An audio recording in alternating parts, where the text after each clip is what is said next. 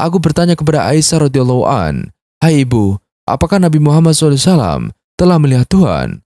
Aisyah radhiyallahu an menjawab, "Sungguh bulu remaku berdiri karena pertanyaanmu itu."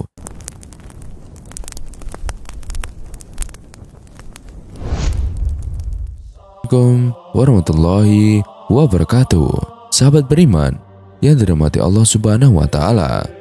Dari Jabir radhiyallahu an bahwasanya Nabi Muhammad SAW naik ke mimbar, dan ketika beliau naik ke anak tangga pertama, kedua dan ketiga, beliau mengucapkan amin. Lalu para sahabat bertanya, "Wahai Rasulullah, kami semua mendengar engkau berkata amin, amin dan amin." Lalu beliau menjawab, "Ketika aku menaiki tangga pertama, Jibril datang kepadaku dan berkata, 'Celakalah seorang hamba yang mendapati bulan Ramadan, namun dosanya tidak diampuni.' Maka aku pun berkata amin.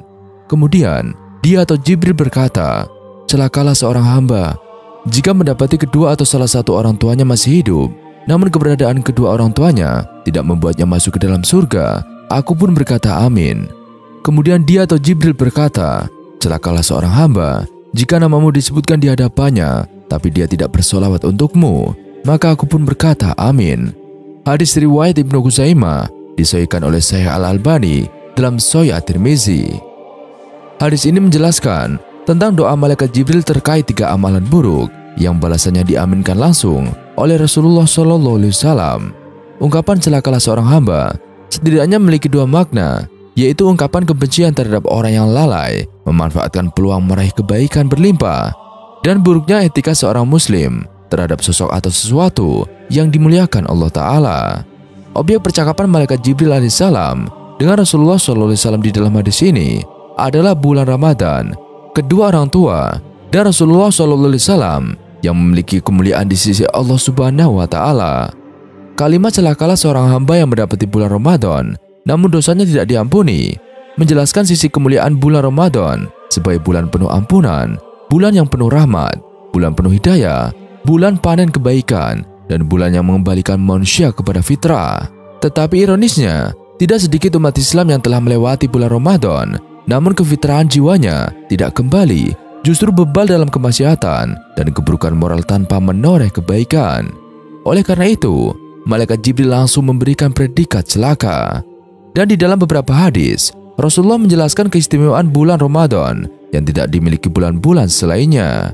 Salah satunya dari Abu Hurairah radhiyallahu an. Ia berkata, Rasulullah bersabda, "Setiap amal anak Adam dilipat gandakan pahalanya. Satu bentuk kebaikan diberi pahala 10 hingga 700 kali. Allah Azza wa Jalla berfirman, kecuali puasa, karena puasa itu adalah bagiku dan akulah yang akan memberinya pahala. Sebab ia telah meninggalkan nafsu syahwat dan nafsu makannya karenaku. Dan orang yang berpuasa mendapatkan 2 kebahagiaan, yaitu kebahagiaan ketika berbuka puasa dan kebahagiaan ketika bertemu dengan Robnya. Sesungguhnya bau mulut orang yang berpuasa lebih wangi di sisi Allah daripada wanginya kasturi." Hadis riwayat Muslim. Ramadan membuka pintu ampunan dosa seluas-luasnya. Ibadah puasa dan ibadah di malam hari yang dilakukan dengan penuh keimanan menjadi faktor utama pengampun dosa. Sebagaimana sabda Rasulullah Muhammad SAW dari Abu Hurairah radhiyallahu an, "Barang siapa yang berpuasa di bulan Ramadan dengan penuh keimanan dan mengharapkan pahala, maka dia akan diampuni dosa-dosa yang telah lalu." Hadis sahih diriwayatkan oleh Bukhari dan Muslim. Dan di dalam hadis lain dari Abu Hurairah radhiyallahu an, Rasulullah bersabda, "Barang siapa yang berdiri menunaikan sholat di bulan Ramadan dengan iman dan mengharap pahala, maka dosa-dosanya yang telah lalu akan diampuni." Hadis riwayat Bukhari dan Muslim. Memuliakan orang tua. Kalimat celakalah seorang hamba jika mendapati kedua atau salah satu orang tuanya masih hidup, namun keberadaan kedua orang tuanya tidak membuatnya masuk ke dalam surga, menjelaskan sisi kemuliaan orang tua yang harus diperlakukan secara baik sepanjang hidupnya. Sisi kemuliaan orang tua tersebut ditegaskan dengan jaminan surga bagi anak yang setia membahagiakan dan merawatnya hingga akhir hayat. Secara gamblang, Al-Quran menjelaskan 2 perintah yang harus berjalan seiring dan tidak bisa dipisahkan, yaitu perintah menyembah Allah dan berlaku ihsan terhadap kedua orang tua, serta perintah bersyukur kepada Allah dan kedua orang tua. Sebagaimana firman Allah Subhanahu wa Ta'ala, "Dan Tuhanmu telah memerintahkan agar kamu jangan menyembah selain Dia, dan hendaklah berbuat baik kepada ibu bapa." Quran Surat Al-Isra ayat 23. Dan kami perintahkan kepada manusia agar berbuat baik kepada kedua orang tuanya. Ibunya telah mengandungnya dalam keadaan lemah yang bertambah-tambah dan menyapinya dalam usia 2 tahun. Bersyukurlah kepada aku dan kepada kedua orang tuamu, hanya kepada aku kembalimu. Quran Surat Luqman ayat 14. Perintah berlaku ihsan dan berterima kasih kepada kedua orang tua merupakan kewajiban unlimited, yaitu tanpa melihat batas usia orang tua. Meski keduanya telah wafat, maka perintah tersebut tetap melekat dalam diri seorang anak. Tentunya dalam bentuk melanjutkan kebaikan keduanya, mendoakan atau bersedekah untuk keduanya. Dan di dalam sebuah hadis, suatu ketika seorang sahabat bernama Jahimah pernah datang kepada Nabi dan berkata, "Ya Rasulullah, aku ingin ikut perang dan aku datang kepadamu untuk meminta saran." Rasulullah pun bertanya, "Apakah kamu masih mempunyai ibu?" "Iya, masih," jawabnya. Maka beliau bersabda, "Kalau begitu, temanilah ia, karena surga itu terletak di kedua kakinya." Hadis riwayat Ahmad. Jadi, memuliakan orang tua dan merawatnya adalah perkara utama, bahkan setara dengan jihad atau perang di jalan Allah. Sebaliknya, seorang muslim yang tidak memuliakan orang tuanya, enggan merawatnya, dan enggan mendoakan keduanya, niscaya hidupnya akan jauh dari keberkahan. Sebagaimana di dalam hadis dari Anas bin Malik radhiyallahu an, Rasulullah bersabda, apabila seseorang enggan mendoakan kedua orang tuanya, maka niscaya rizki anak tersebut di dunia akan terputus. Hadis riwayat Ad-Dailami. Keutamaan sholawat. Kalimat celakalah seorang hamba jika namamu disebutkan di hadapannya, tapi dia tidak bersolawat untukmu. Menjelaskan tentang keutamaan membaca sholawat kepada Rasulullah. Sebagai umat, kita wajib berterima kasih atas perjuangan beliau, serta beretika baik dengan bersolawat ketika nama beliau disebut. Bersolawat, setiap kali kita bersolawat dengan menyebut nama Nabi Muhammad SAW, tidak bisa dipandang ringan, karena disitulah kualitas mahabbah kita kepada beliau. Perintah bersolawat memiliki kemuliaan tersendiri dalam Al-Quran, bahwa Allah dan para malaikatnya selalu bersolawat dan memerintahkan umat Islam untuk bersolawat. Dan ini tercantum di dalam Al-Quran Surat Al-Ahzab ayat 56. Bismillahirrahmanirrahim. Innallaha malaikatahu yusallu ala nabi ya ayyuhalladzina amanu sallallahu alaihi wasallimu taslima. Sesungguhnya Allah dan para malaikatnya bersolawat untuk Nabi. Wahai orang-orang yang beriman, bersolawatlah kamu untuk Nabi dan ucapkanlah salam dengan penuh penghormatan kepadanya. Quran Surat Al-Ahzab ayat 56.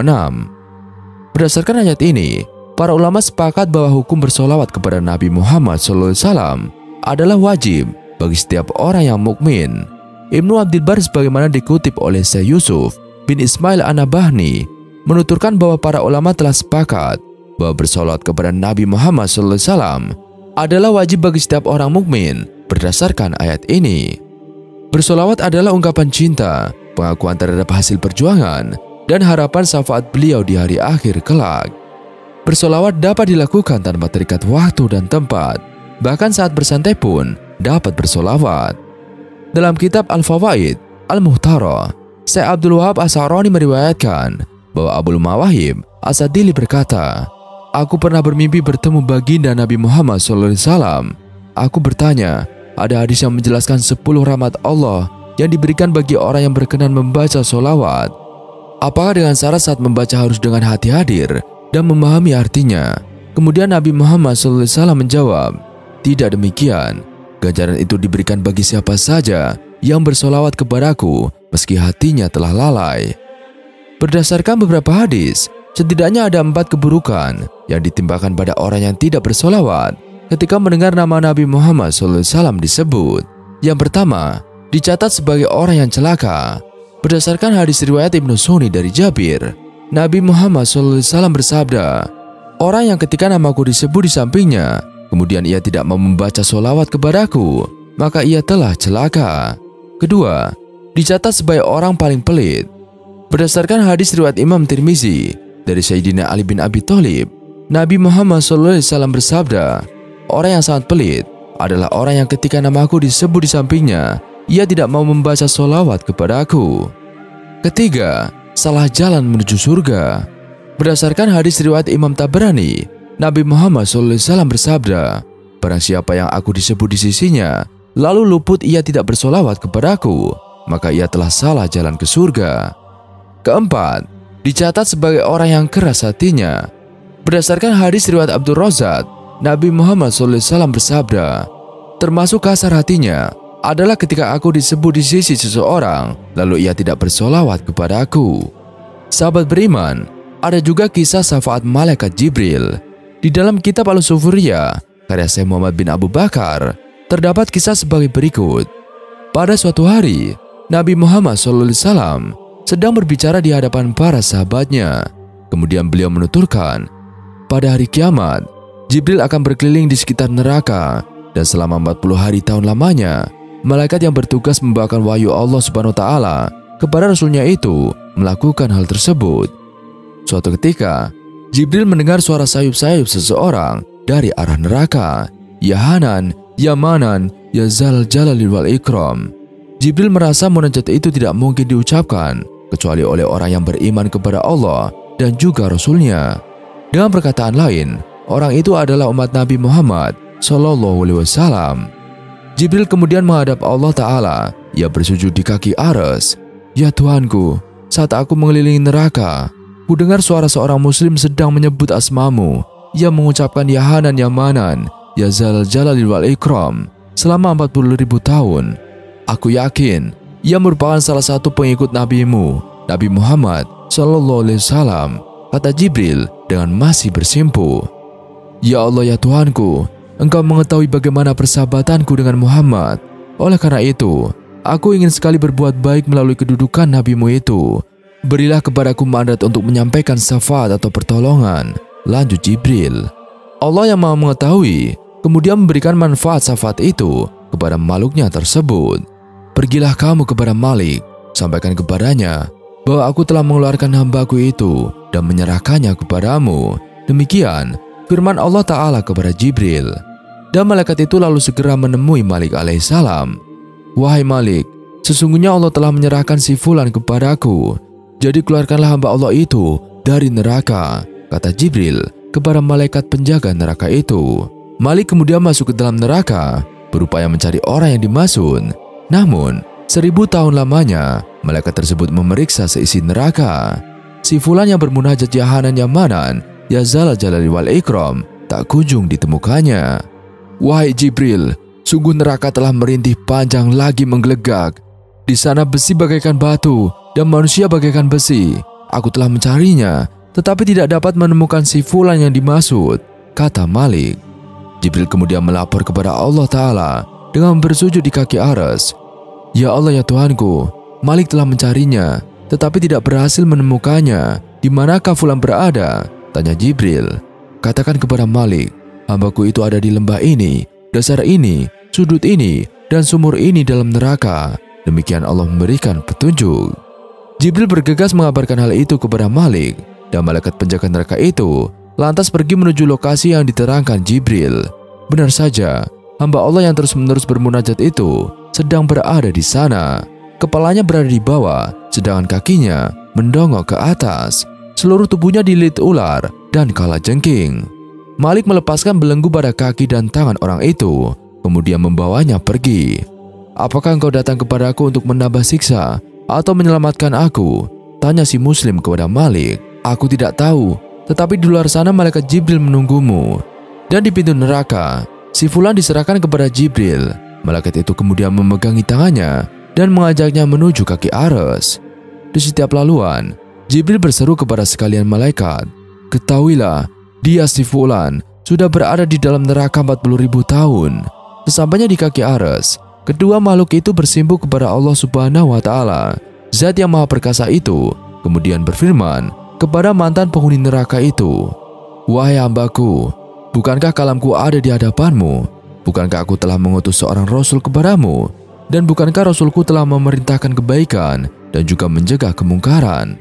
Benar ya Rob, tetapi aku telah berbuat aniaya terhadap diri sendiri. Aku telah mengakui dan menyesali dosa-dosaku.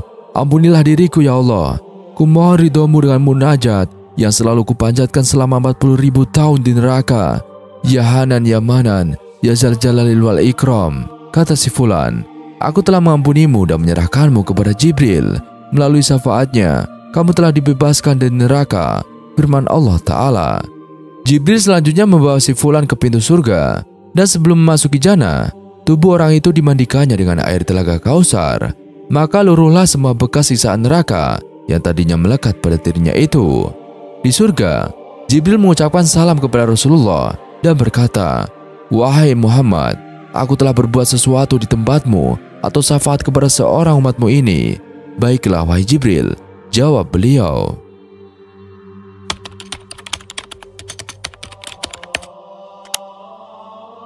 Sejarah sholat Jibril mungkin belum banyak diketahui, dan sholat Jibril termasuk sholawat ringan yang memiliki sejarah, dan jika mengamalkan sholat Nabi ini akan mendapatkan banyak keutamaan. Sholat Jibril adalah salah satu sholawat populer dan sering dibaca oleh kaum muslimin, dan bacaannya cukup singkat sehingga membuat setiap orang mudah untuk mengamalkannya. Akan lebih baik lagi jika mengamalkannya secara rutin dan berharap kepada ridha Allah Subhanahu wa Ta'ala. Dan banyak yang meyakini bahwa Allah Subhanahu wa Ta'ala akan memudahkan rezeki dan hajat kita. Memang banyak keutamaan saat seseorang rutin untuk mengamalkan sholat Jibril, namun perlu kita ketahui mengenai sejarah terlebih dahulu. Sejarah sholat Jibril yang perlu umat muslim ketahui. Sholawat adalah doa umat muslim yang ditujukan untuk Nabi Muhammad SAW, sebab di dalamnya terkandung banyak keberkahan seperti syafaat Nabi.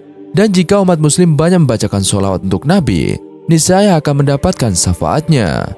Sholawat juga menjadi amalan yang sangat disukai Allah. Bukan hanya umat muslim yang memanjatkannya, namun juga oleh Allah Subhanahu wa Ta'ala sendiri serta para malaikatnya.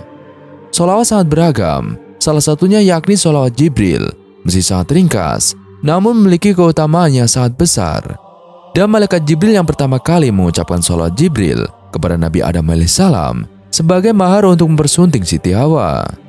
Sejarah munculnya sholat Jibril ada sejak Allah menciptakan Siti Hawa untuk selalu mendampingi Nabi Adam alaihissalam. Dan pada waktu itu, Allah melarang Nabi Adam alaihissalam untuk mendekati Siti Hawa sebelum memberikan sebuah mahar berupa bacaan sholawat.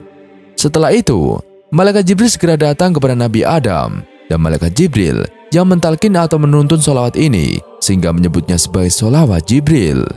Keutamaan sholat Jibril.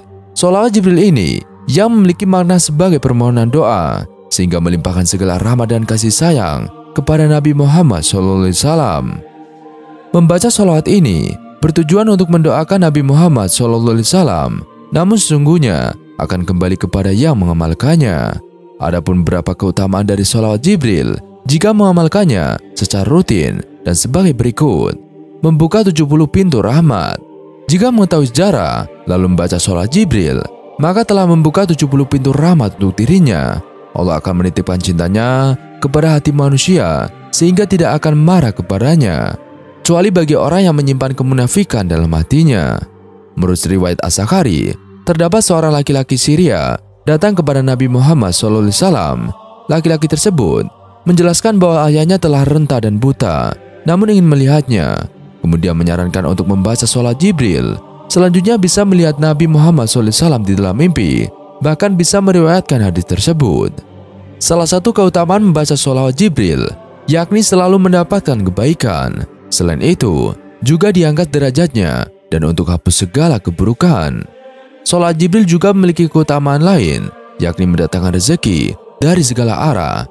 Dan jika membaca sholat Jibril sebanyak 5.000 kali setelah sholat duha, Allah akan mencukupi setiap kebutuhan dan uang akan datang kepada umat tersebut atas seizin Allah Ta'ala. Setelah memahami keutamaannya, penting untuk mengetahui cara mengamalkan sholat Jibril yang sesuai dengan ajaran Islam. Meski bacaan sholat Jibril cukup singkat, namun terdapat kedahsyatannya yang luar biasa. Kedahsyatan sholat Jibril yang akan memudahkan rezeki dan hajat seseorang. Jika memiliki hajat dan ingin segera dikabulkan, hendaknya segera melakukan sholat hajat 2 rakaat saat tengah malam, dan setelah sholat, kemudian membaca sholawat Jibril 1000 kali dalam 1 kali duduk. Selanjutnya, membaca doa tawasul sebelum membaca sholat Jibril akan lebih baik mendahulunya dengan bersolawat Ibrahim. Selain itu, rutin untuk membaca sholat Jibril minimal 3 kali ba'da sholat fardu.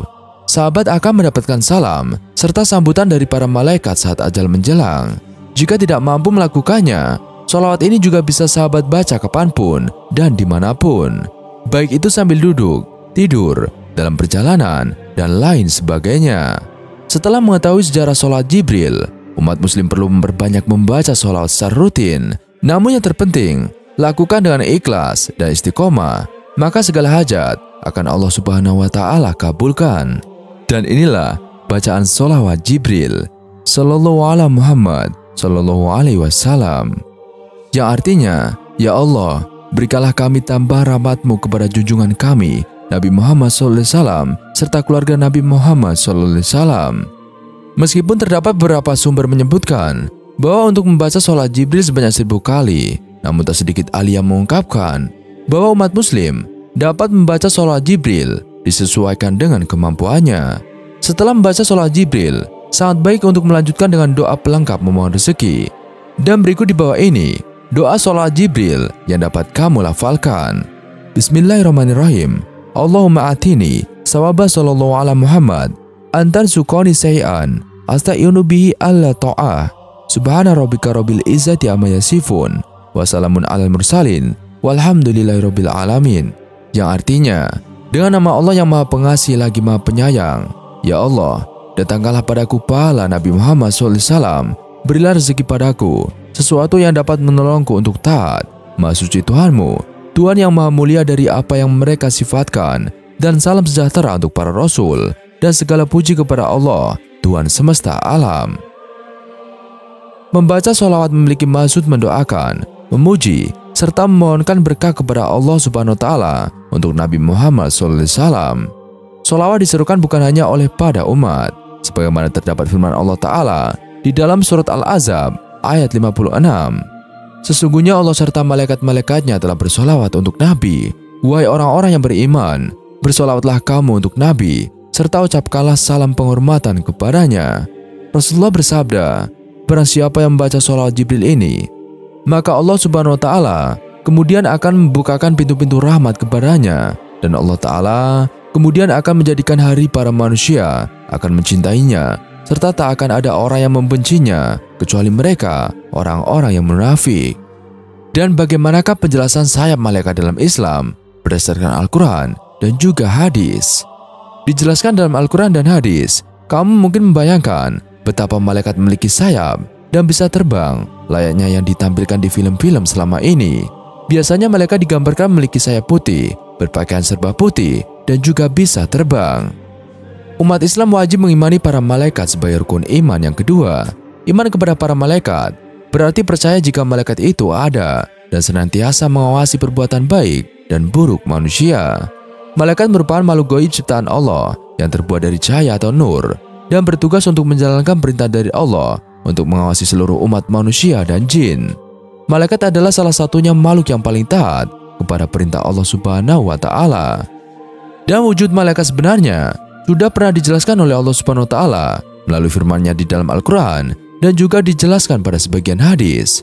Malaikat memiliki jasad, sebagaimananya ada yang memiliki 2 sayap, ada yang 3 sayap, 4, bahkan ada yang lebih banyak dari itu. Hal ini seperti dijelaskan di dalam kitab Fathul Bari dan dalam Alamul Malaika oleh Syekh Umar Al-Asqar dan Katibul Minbariyah D. Abdul Muhsin Al-Qasim. Dan beginilah penjelasan sayap malaikat di dalam Al-Quran.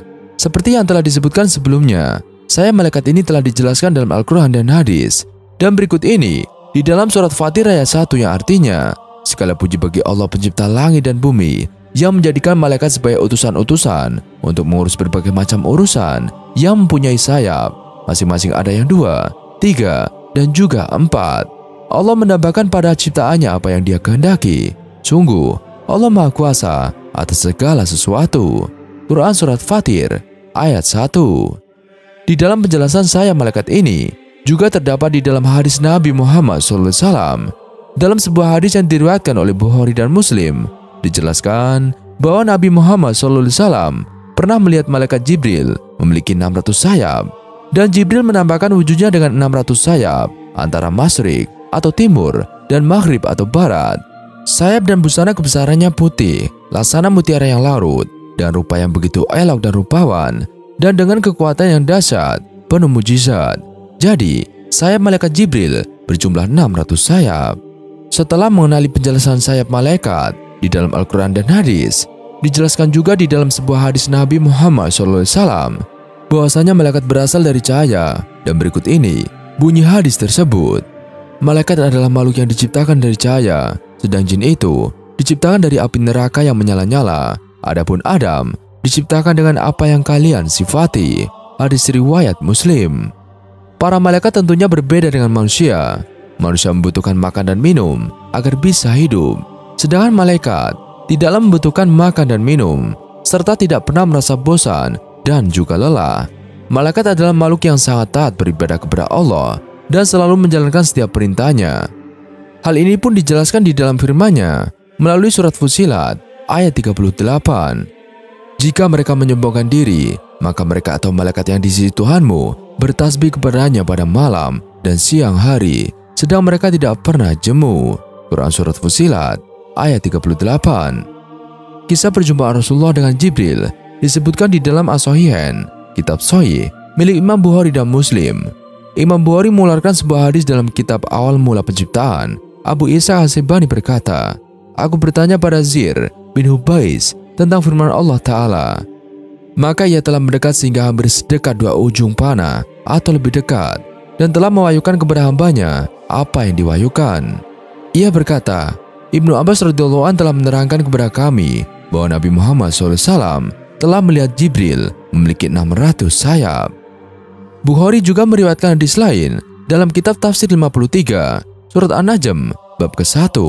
Masruq berkata, "Aku bertanya kepada Aisyah radhiyallahu an, 'Hai ibu, apakah Nabi Muhammad SAW telah melihat Tuhan?' Aisyah radhiyallahu an menjawab, 'Sungguh bulu remaku berdiri karena pertanyaanmu itu. Di manakah pemahamanmu dari tiga hal berikut ini? Siapa yang menerangkan kepadamu bahwa Nabi Muhammad SAW melihat Tuhan, maka ia dusta.' Lalu Aisyah membaca ayat, 'Allah tidak dapat dicapai oleh penglihatan mata, dan Dia yang mencapai semua penglihatan, dan Dia maha halus kekuasaannya, yang maha mengetahui sedalam-dalamnya.'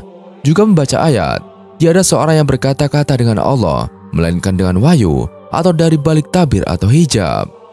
2. Dan siapa yang mengatakan bahwa ia mengetahui apa yang akan terjadi esok hari, maka itu pun sungguh dusta.'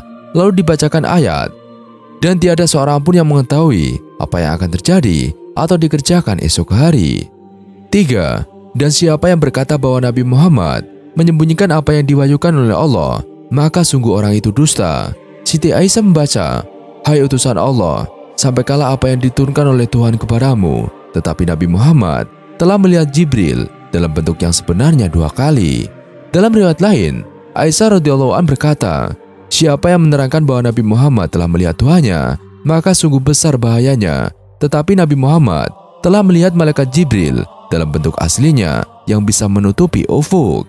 Hadis riwayat Bukhari. Wallahu a'lam bishawab. Sekian video kali ini. Kurang lebihnya kami mohon dimaafkan. Yang benar datanya dari Allah Subhanahu wa taala. Bila kata keliru, datanya dari saya pribadi. Wassalamualaikum warahmatullahi wabarakatuh.